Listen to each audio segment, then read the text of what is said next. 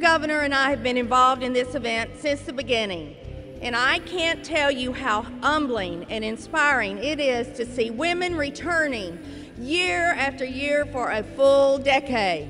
This conference is a place where you can ask for advice without fear of judgment, learn from the mistakes and successes of others, be reminded that you have chosen to live in the best of the 50 states.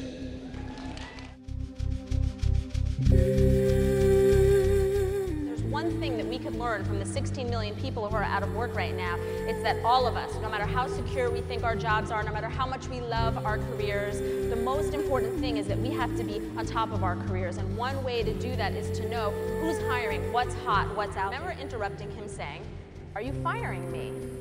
And he said, "You have 30 minutes to leave the building."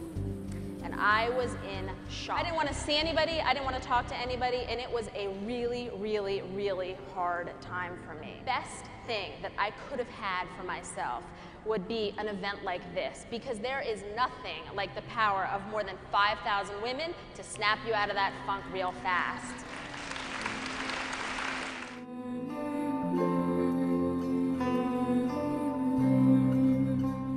I love it that if you take people that are excellent at anything, despite their superficial differences, you can find some things in common. So if you imagine, if you go through your life characterizing yourself by who you aren't, focusing on who you aren't, focusing on the weaknesses that you don't possess, gosh, that's going to be a different emotional, a different level of fulfillment in your life. If you want to, you can spend your entire life getting fixated on everything that is wrong with you, on what is wrong with you in terms of your own strengths, what is wrong with you in terms of your work, what is wrong with you in terms of your relationships. Your entire life can get focused on that. You have to begin by deeply understanding what is working in your life.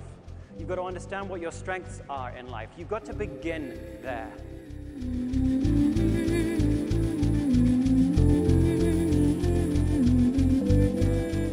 It is the development and the support of women here in Texas that's going to make a difference to how this state grows. Each day, with any given second of time, we have a multitude of possibilities of what we can do.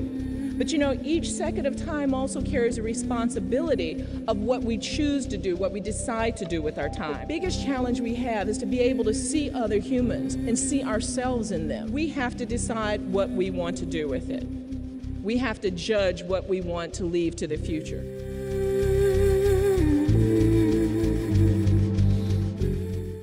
In most of the world, women are the poorest of the poor, so the idea of legacy seems irrelevant. Now that the planet is in danger and the world is a mess, women are being called to clean up. In the last 5 or 6 years, there is an increasing awareness that there is no hope for peace and no solution for the economic and environmental crisis of the world without the full engagement of women. We are going to change the world, ladies. I promise you that. And we are going to enjoy every minute of the process.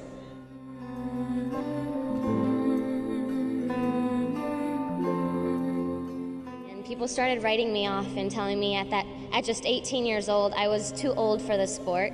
I was too old to compete, and that I had no chance of making the Olympic team in 2008. But with the help of my friends, my family, and most importantly, my dad, who was my coach and still is, I was able to get through it and also be stronger, and it made me the person that I am today. Not only did I achieve my dreams of making the Olympic team in 2008, but I went beyond them and won 5 medals and the all-around gold medal. It's been a long journey all the way through here, and one of the things that I have learned about myself and about life in general is to always believe in yourself, believe in your dreams, and most importantly, to be fearless in every choice that you make in your life.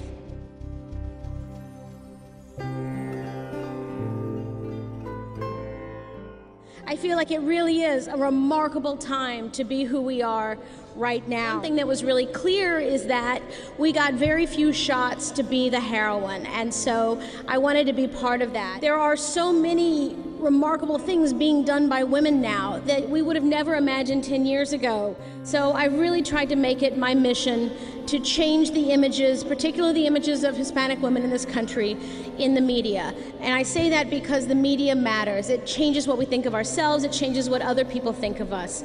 But I also know that we're really just getting started. What's it like if you're putting down the first stones in a cathedral, knowing that you're never going to live to see your work done?